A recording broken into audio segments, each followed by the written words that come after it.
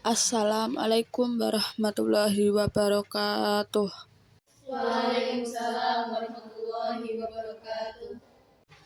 Sebelumnya, perkenalkan nama saya Anggita Rahmadiani dari Prodi Pendidikan Agama Islam semester 8. Terima kasih kepada teman-teman yang sudah meluangkan waktunya untuk dapat mengobrol-ngobrol santai kembali untuk menemani saya dalam rangka memenuhi tugas KKN tahun 2023. Untuk materi kali ini saya akan membawakan mengenai definisi hadas, najis, dan seputar keperempuanan, yaitu haid. Nah, apa sih yang dimaksud dengan hadas dan najis? Hadas adalah sesuatu yang menyebabkan seseorang tidak sah melakukan ibadah tertentu seperti sholat. Sedangkan najis adalah sesuatu yang datang dari dalam tubuh manusia ataupun dari luar manusia, sehingga dapat menyebabkan tidak sahnya badan, pakaian, atau tempat untuk beribadah. Hukum mempelajari ilmu tentang haid bagi wanita adalah fardhu ain dan bagi seorang laki-laki adalah sunnah. Kapan waktu keluarnya haid? Ada 3 waktu.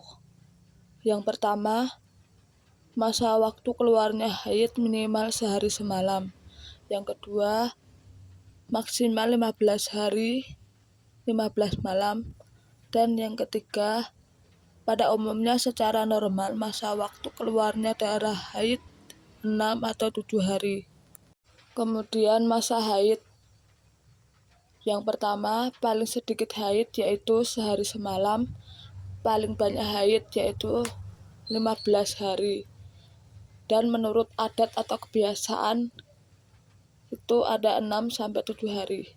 Kemudian paling sedikit suci itu 15 hari. Kemudian batas akhir haid yaitu tidak ada batasannya, selama masih hidup dan memenuhi syarat-syarat darah haid maka masih dihukumi haid. Kemudian hal-hal yang tidak diperbolehkan pada saat haid, yang pertama sholat, tawaf, puasa, i'tikaf, masuk masjid karena dikhawatirkan kotor, membaca dan menyentuh Al-Quran, bersuci, dijatuhi talak, berhubungan badan, dan istimta. Kemudian definisi thaharah.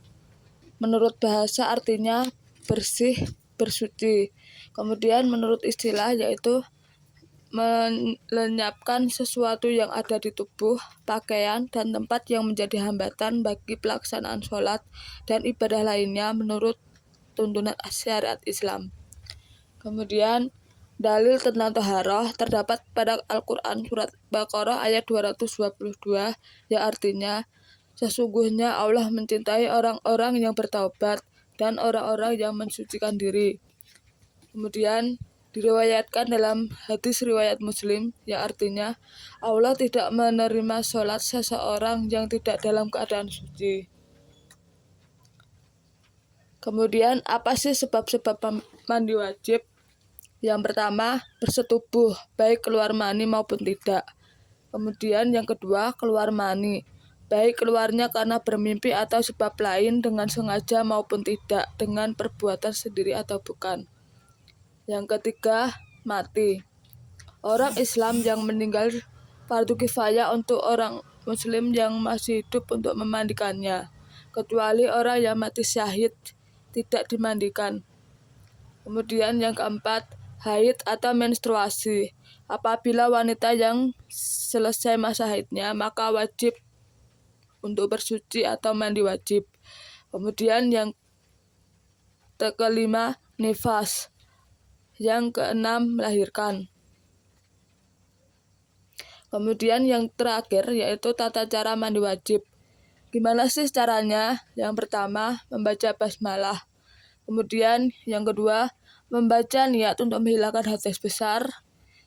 Ketiga, membaca niat mandi wajib, berwudu sebelum mandi, kemudian mengguyur air ke seluruh tubuh dan menggosok-gosok seluruh anggota tubuh, terutama bagian kemaluan hingga bersih sampai baunya hilang. Kemudian mengguyur kepala dan rambut sampai merata ke kulit kepala, lebih utama menggunakan pembersih rambut atau sampo. Kemudian yang terakhir, lakukan pembersihan secara urut semua anggota badan 1, sampai 2, bersih 3, dengan mendahulukan mulai. anggota badan yang kanan terlebih dahulu baru yang kiri. Oke teman-teman, seperti itu pemaparan materi dari saya.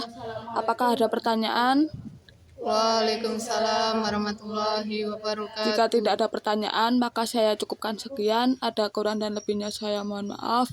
Wallahu muwaffiq ila aqwamit thoriq. Assalamualaikum warahmatullahi wabarakatuh.